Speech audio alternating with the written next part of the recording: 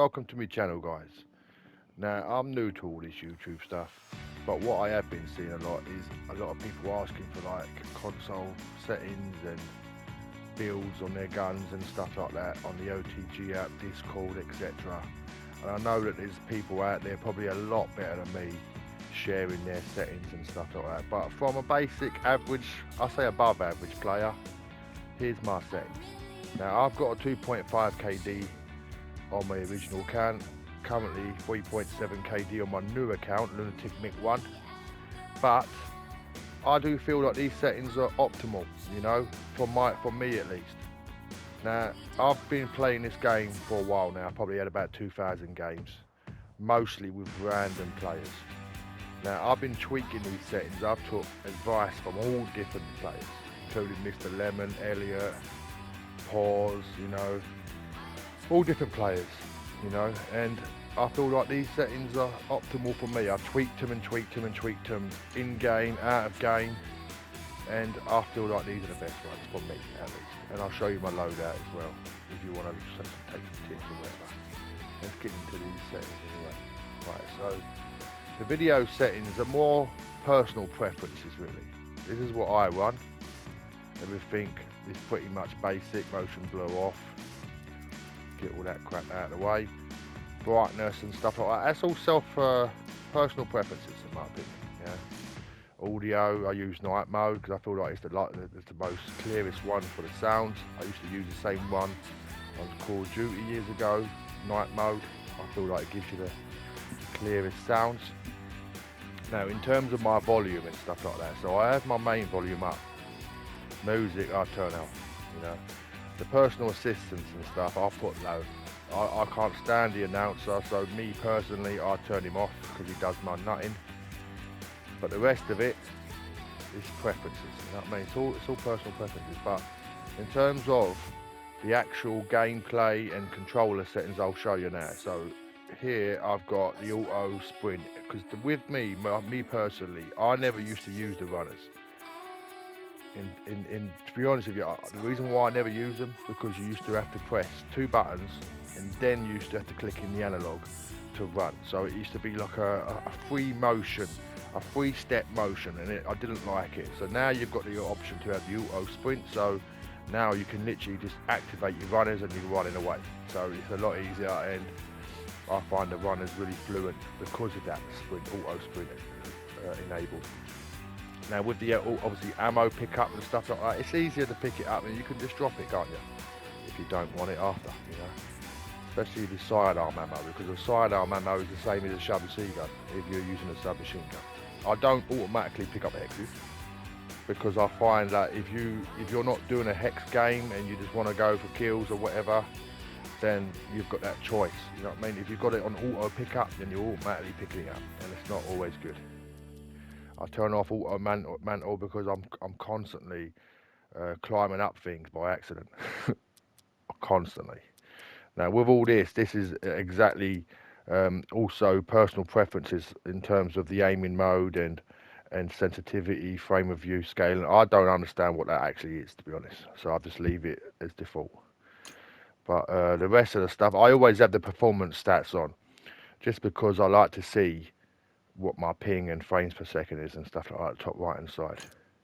Now in terms of the settings now, lads and ladies, now I had the vibration off. I think when you're in a first person shooter like this, like, you should have it off because it interferes with your aiming. It really does. It affects your aiming, and you don't want nothing affecting your aiming when you're playing. Now I used to have this response curve on minimal, but I've recently changed it to reverse S. And to be honest with you, it's feeling good, you know, it's feeling good. Now I know that the horizontal look sensitivity looks a lot because it's on 10, but believe me, it isn't. It doesn't feel that fast. It feels good, you know. Now especially where I've got the vertical half of that, so you're still getting your speed of looking up and down, but it's not too fast, you know what I mean? But because I've got the combination of that higher and having my aim sensitivity lower, so 3.5, it feels really good, yeah. Now in terms of the rest of it, like the scope sensitivity, I used to have that on 0.8. That's also a good one as well, 0.8. If you want to try and hit them slower, hard scope shots. But I've recently turned it back to 1, and it's been working out all right. So, I mean, again, it's personal preferences. But the input acceleration, I turned that down. Again, I used to have that on 0.8. I've just literally put it on to 0.85 today. So I'll give it a go. But if you want to try it on 0.8, then that is a good input acceleration in my opinion. But I'll try the 0.85.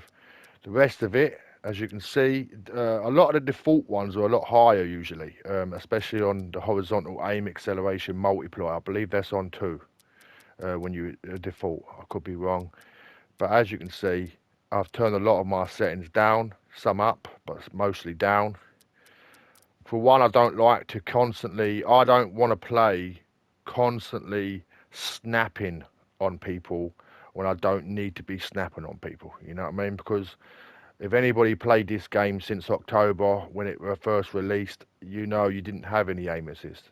So for me, this is the closest thing, feeling when I'm playing to not snapping on people, having to do the work yourself, and it feels good. Now you're more than welcome to pause the video on these settings and take some notes. But as you can see, my dead zone is on a 0.12. Now, with the dead zone, that is going to be purely personal preference because it actually means, basically makes a difference with your controller, whether you've had it 10 years or obviously not had it 10 years, but whether you've had it a while and it's getting a bit of stick drift, etc., you're going to be needing to adjust it. For me, 0.12 seems to be a good setting at the moment. You know, I wouldn't actually go any higher than 0.15, but I mean, again, it's going to go down to your dead zones and stuff like that. Now, in terms of the controller, see, I play things differently. So I've used, even though it looks like I'm using L2 and R2, I've changed my actual PlayStation accessibility, the button assignment. So I actually aim with L1 and R1 when I aim and shoot, because I used to use that back in the day on Modern Warfare 2, and this is something I've always done. Always done it. It feels comfortable for me, personally. Now, in terms of the consumables and stuff like that, see, I've got my, when I plate up, because I'm using a normal PS5 controller, when I'm plating up, I've got I've got it on the right and at the D-pad, because I find that it's closest to my thumb on the analog. And sometimes if I'm running, I can actually stretch out. If I'm running in a straight line away from like a fight or something like that sometimes, or after I've just had a fight, killed them, I want to plate up, I can actually use my right thumb just to rest on my left analog while I'm running, and I can just plate up. But it's the way for me I've done it is I want it to be as close as possible to my analog so that I can do things on the go and be as quick as I can, because obviously we're not PC players on the PS5, so we can't just press other buttons and stuff like that to plate while you're running with your other button. You know, it's a lot harder. So yeah, for me, that is it. And changing shoulders, I've changed it to down on the D-pad, so it's again it's closer. I haven't got to stretch right up to the top of the D-pad to change shoulders. I can just do it right there, bing bang bosh. Now, the only other thing I've changed here, the rest of it's all default. The only other thing I've changed is the crouching. The crouching, I use R3. So I slide and crouch with my R3 button. And I mark things with the circle button. And double tap circle to mark enemies and stuff like that. But yeah, so that's my settings, guys. Now, I'll show you a couple of the builds of my guns. A couple of the guns, potentially guns what you might be using, and you want to know a good build for them. Now, I'm not going to sit there and say I 100% know that these are the best builds possible, because there could be a million builds out there that's going to be better for you. But these builds I find that are solid. They get me a lot of kills, and I feel like if you want to give them a test, why not? Now, the Tacoma is one of my favourite guns on the game, if not the favourite gun on the game. Because with the Tacoma, you can build it like I have with a heavy barrel, and then you can swap out the silencer. I like the silencer. I find it makes the gun feel a bit more stable. You know what I mean? But you could, I suppose, swap that out for like a flashlight or a compact laser pointer for better hip fire shooting. But yeah, I find it's very effective with the silencer and the heavy barrel, the light grip, and the drum mag. You got to have the drum mag because you run out of bullets very quickly. Even with the drum mag, I'm running out of bullets when I'm fighting some people. So yeah, drum mag is essential. But that is the build for the Tacoma. If you want to take note, try it out. Why not? You might love it. Now for the Kestral, I do mix this up a bit in terms of scopes. So right now I'm using a 2.5 to 4 times, but I do mix it up. Like I sometimes put the where is it? The 3 times advanced combat scope. That's another good one. Or even this one I've used recently, which is the 8 to 12 times. That is actually a really good scope. Is it that one? I believe it's that one. Yeah. It could be the 4 to 8 one I'm thinking of. Yeah, I think it might be the 4 to 8 times scope. That other one's a bit big. It's a bit too zoom. But some people might love it. But yeah, if my opinion, I would give either the 3 times or the 2.5 to 4 times scope. They're very good, effective scopes. But if you wanted to go with no scope and you wanted to do a lot more like sort of just no scope kills with just aiming, a bit like Elliot and some other players that really smack it up like Marksy and stuff like that. Yeah, they're very good with the no scoping sniper builds. Okay, so if you want to give that a go, you might want to try either the 1.3, 1.7, all the way up to 2 point, because they're the ones that are just going. All that does is it sort of brings the gun closer to your shoulder, so it doesn't actually won't actually look down the scope. It would just literally bring it up closer to your shoulder, depending on what one you pick. So if you pick the 1.3, for instance, that would be a little bit further away. Might not even be noticeable to everybody, but to people that use it often, they will notice that 1.3 will be a little bit further away from your shoulder than that 2 point. Okay, so maybe just give it a try. Try different scopes. But in terms of the actual scoping of it and the rest of the build, I use a heavy barrel.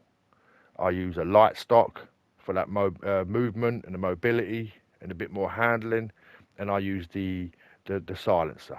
I do find that this gun is a beast. Okay, the only thing that changes this gun sometimes is the scope. So whatever your preference.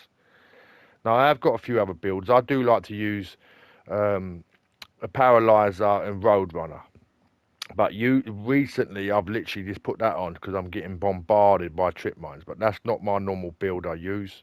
Where is it? My normal build is normally with a. Let's have a look. Oh, it's not there. But my normal build is usually with a grapple shot. But I've been changing it up lately, so yeah, I probably ain't even got it still there anymore. But anyway, so if you, I'm more of a support player when I play. I like to help the team, so I like to run recon. So no matter what I have, most of the time I'm running recon. You know, most of my builds are going to be builds with recons in them. Yeah, whether it's a machine gun build, whether it's a sniper build, I like recon. Okay, but this one here, as you can see, the Tacoma, this one's an actual a menace. You know, paralyzer ripper, because I've got to change them roadrunners actually to white ones. There's no point having them as purple, because apparently they've got the same cooldown and the same length of time. Now, with my M4 build, they see I love the M4. M4 is my second favourite weapon on the game after the Tacoma. Now, if you want to see that build, here's my settings, here's my attachments. I use the heavy barrel, I use the silencer, I use the stabilising foregrip, and I use the drum mag. Drum mag is essential for all these sort of machine guns, especially the ones that have got very fast rate of fire, like this, like Tacoma, Woodpecker, etc. Well, Woodpecker is probably a bit slower, but yeah, you still need a drum mag. But yeah, so this is my my build for the M4. If you wanna take note and give it a go, they're very beastly weapons. Trust me, I get a lot of kills with these weapons. I do find that if you're gonna play and you're gonna be a support player, always need that recon, lads and ladies. Like, you definitely need it. And the road runners, for me, are new to me a bit because I used to use leapers. But since they've added that automatic sprint, I can really effectively play with the road runners now. But before, it would have been road runners and it would have been hook shot and it would have been recon. Now that is a good build right there. Hook shot, road runners, recon is a good build. You could also, if you wanted to be, if you're playing with randoms or if other people in your team are playing with recon, you could just switch the recon up for like a paralyzer or something. You know what I mean? And have that as a combo instead. Now these guns do kick ass if you wanted to give them a go. Now I've also got, I did have another build as well, but this build, a lot of people use this build in terms of the woodpecker. Now the woodpecker build, if you wanted to give it a go, I've got a heavy barrel, compensator, drum mag, and light grip. Now that is a savage build right there for the woodpecker, and it kicks ass and it rips limbs off, and it's a good, in my opinion, very savage weapon to have, whether it's a primary, double primary. In terms of that, it means primary and secondary as woodpecker. It's a savage build. Now these other ones, I don't think, these are just my testing ones. When you can see my numbers here and that. This is my, this is not a build I use. This is just the one I favourite to make my guy look better in the lobby. Match. I like things to match. So that's all that is. But if you want to give that a go, oh man, I've got so many leaf hexes I still got to open. Nothing like some of these other guys with their hundreds and hundreds and thousands, but I still need to get the energy to open them. But yeah, so that is my builds, and that is my settings. If you want to give them a go, guys, like I said, I'm not the best player on the OTG. I'm not. I'm far from it.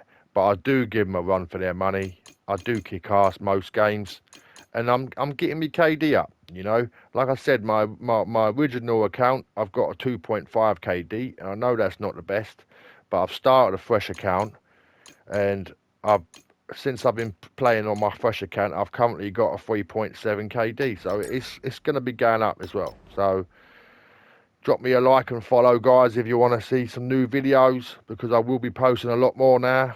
Since I've got the YouTube bug, I thought, why not? Why not? So yeah, so drop me a follow and that, subscribe to me, and yeah,